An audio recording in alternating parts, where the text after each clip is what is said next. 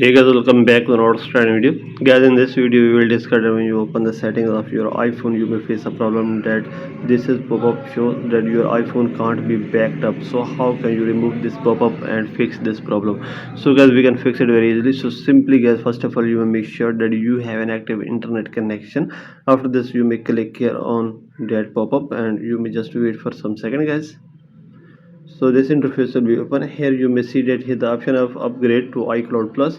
So if you want to upgrade your iCloud Plus and you want to get more space, you may click here on upgrade.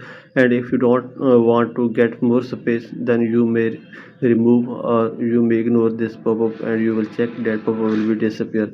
The second method is you may click here on your Apple account and then you may see that here the option of iCloud. So you may click here and here is the option of photos, drive or backup. So you may remove all backup from here. So you may click here on and guys, you may get your space or delete inactive backups, or you may review your photos or videos and you may remove that and you may free up space from here easily.